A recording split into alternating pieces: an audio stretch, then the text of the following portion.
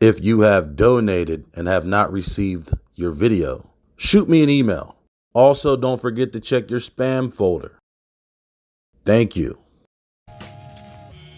Another method to the Klan madness born out of their obsession for black genitalia was fabricating the myth of the renegade black rapist.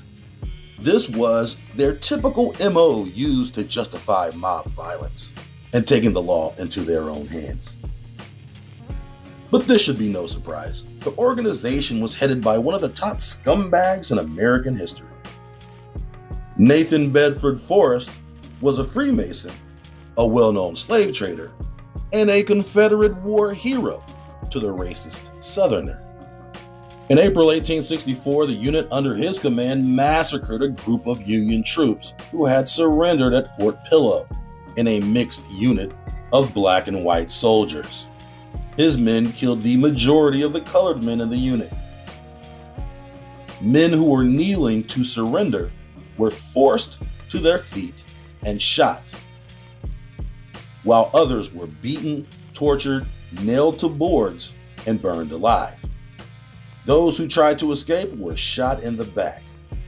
Forrest made it a point to treat black soldiers with more brutality, as a warning to the Union Army about using colored troops. Northerners saw him as a slave-driving war criminal. Southerners saw him as a hero. This led to him being chosen as the first Grand Wizard of the Ku Klux Klan, even without the knowledge that he had been nominated or chosen. Forrest was also a key figure in the Battle of Selma, which he lost a century before Bloody Sunday. Forrest and his men surrendered in Selma, but the gentlemen of the Union Army decided not to shoot them in the face or torture them, as they had done at the Fort Pillow Massacre. His time in the Klan began around 1867. The group had already been created the previous year and found him qualified to be its first Grand Wizard. Killing niggas on a whim was his top qualification, a character trait Confederate cavemen could stand behind. He quickly began terrorizing Negroes, pillaging small black communities at night during his ghost masquerades. The Klan, for the first time, had a national identity. Until then, it had been mostly an organized, unconnected band of white supremacist pockets in the South, comprised of different dens of Confederate sympathizers. Now, they had a leader and a face. The first iteration of the Klan was like the extreme version of White Boys Gone Wild, essentially ransacking unsuspecting colored victims with violent, reckless abandon without consequence. This era of violence followed the assassination of Lincoln in 1865 and was in the wake of the 1868 presidential election between Democrat Horatio Seymour and Republican Ulysses S. Grant. During the election, squads of dirty white boys harassed, terrorized, kidnapped, beat, tortured, and even murdered Americans at the polls.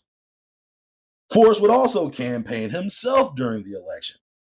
On the recruiting trail looking to grow White Hood membership, he traveled all over the South in preparation for their lynch mob shenanigans, holding hang-a-nigga pep rallies in front of calcified crowds of thousands. By the election in 1868, there were over 1,000 incidents, including the attack of Americans at the polls by the KKK and other splinter cells of white supremacy. There was an inherent, yet fundamental hatred among Confederate whites and their feelings toward Negroes that went far beyond just racism. Most of the socially prominent men in the South were former Confederate soldiers who had just lost the war and the right to hold public office. But most of the voting socially active Negroes were veterans of the victorious Union Army. It was already bad enough they lost the war, but losing the election to a nappy-headed tar baby made them Confederate crackers downright saltine.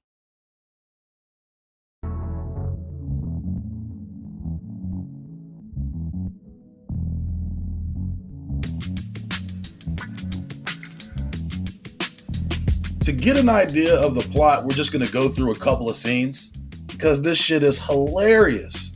It's kind of like a history lesson and a comedy lesson all at the same time. Also a film lesson. So in chronological order, we're going to go through some of these scenes in the movie.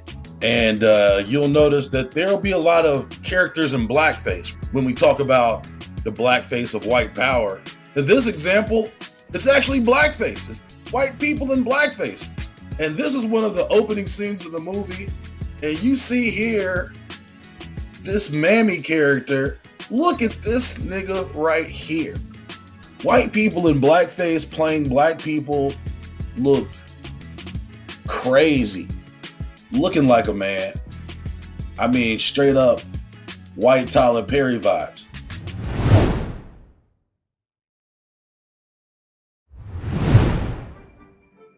Bitch jumped off the mountain. She said, nigga, you will not touch me. I will jump off this cliff, nigga. Back up.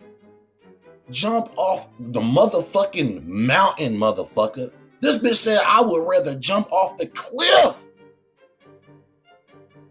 than let a nigga touch me. That bitch took her purity very seriously. The sanctity of her coochie to extreme proportions.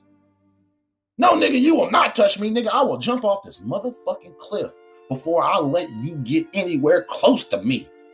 You dirty, dirty nigger. He's like, oh my God, what happened? What happened? The bitch said, the nigger pushed me.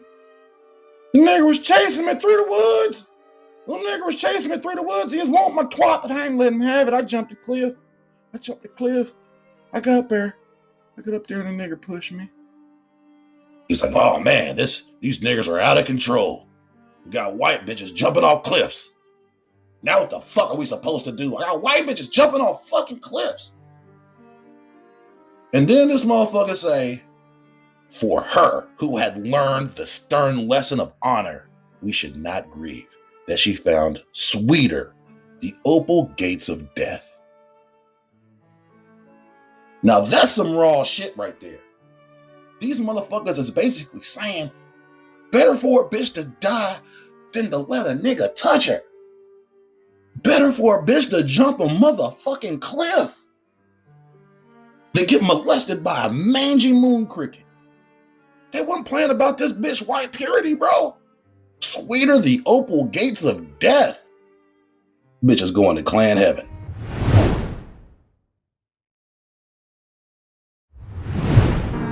I'm just in love.